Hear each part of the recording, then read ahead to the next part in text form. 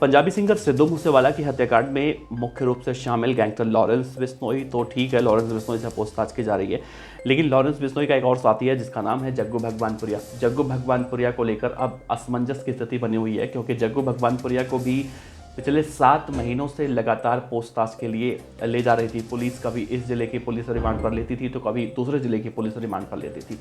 लेकिन कल बहुत ही अजीबोगरीब चीज़ देखने को मिली। जग्गू भगवानपुरिया को जब अमृतसर की कोर्ट में पेश किया गया तो किसी भी जिले की पुलिस ने रिमांड पर उसको नहीं लिया। किसी ने भी अर्जी नहीं लगा रखी थी कि जग्गू भगवानपुरिया को रिमांड पर चाहिए। तो इस तरह से देखा जा रहा है कि जग्गू भगवानपुरिया का जो अपराध है या फिर जो पूछताछ का सिलसिला पिछले 7 महीनों से चल रहा था, क्या वो खत्म हो चुका है? क्या जग्गू भगवानपुरिया ने जिस तरह से कई कांडों को पंजाब के अंदर अंजाम दे रखा है, तो क्या उन सब कांडों में पुलिस के पास सबूत नहीं है?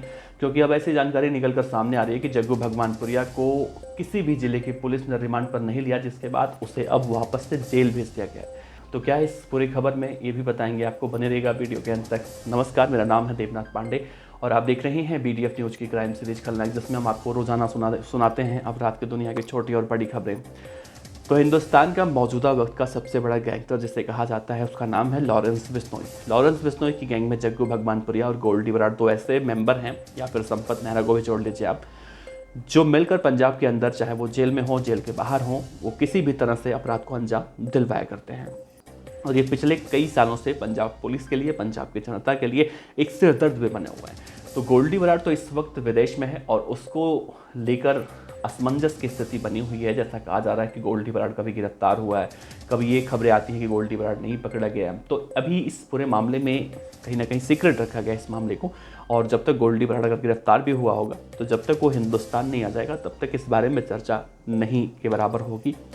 तो गोल्डी बराड़ को छोड़ देते हैं, लॉरेंस बिश्नोई पर आते हैं। लॉरेंस बिश्नोई को अभी दिल्ली लाया गया था, NIA उसको लेकर आई थी, उससे पूछताछ कर रही थी।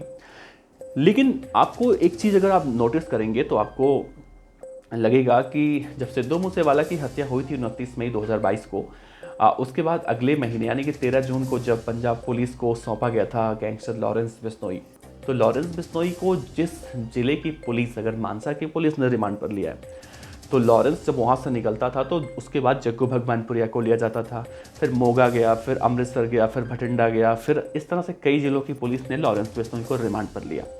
तो जहाँ जहाँ लॉरेंस बिश्नोई रिमांड पर जाया करता था, वहाँ वहाँ जग्गू भगवानपुरिया को भी ले जाया जाता था। तो ये सिलसिला पिछले 7 महीनों से चल रहा था, यानी कि सिद्धू मूसेवाला की जब हत्या हुई उसके बाद से अब तक ये सिलसिला चल रहा था। तो लॉरेंस तो आ गया दिल्ली, और लॉरेंस के दिल्ली आने के बाद जग्गू भगवानपुरिया को अमृतसर पुलिस ने लास्ट में उसे रिमांड पर लिया था और पूछताछ उससे चल रही थी। लेकिन जब उसका रिमांड अवधि जो पुलिस का है खत्म हुआ कल, तो उसे वापस से जब अमृतसर कोर्ट में पेश किया गया तो ये लग रहा था कि जग्गू भगवानपुरिया का कोई ना कोई जिले की पुलिस, किसी ना किसी जिले की पुलिस उसके रिमांड पर लेगी और उससे पूछताछ करेगी।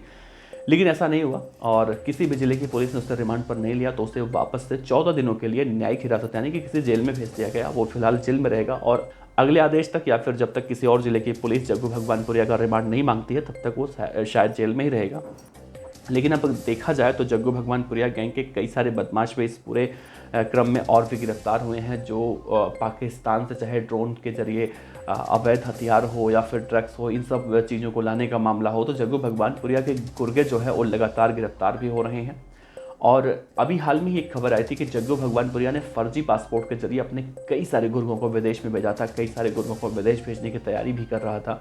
तो फिलहाल देखा जाए तो जग्गू भगवानपुरिया के खिलाफ अभी पंजाब पुलिस के पास, ऐसा कहा जा रहा है मीडिया रिपोर्ट में कि पंजाब पुलिस के पास पर्याप्त सबूत नहीं है कि जग्गू भगवानपुरिया के खिलाफ वो सबूत पुलिस कोर्ट में पेश कर सके। तो इसीलिए जग्गू भगवानपुरिया को कहीं ना कहीं अब राहत आप कह सकते हैं मिली हुई है।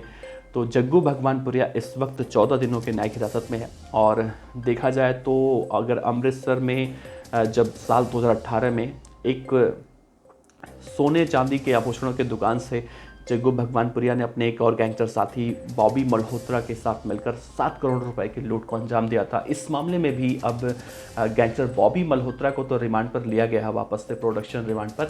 लेकिन अब ये कहा जा रहा है कि जग्गू भगवानपुरिया को भी बहुत जल्दी इस मामले में रिमांड पर लिया जा सकता है और इससे भी पूछताछ की जाएगी।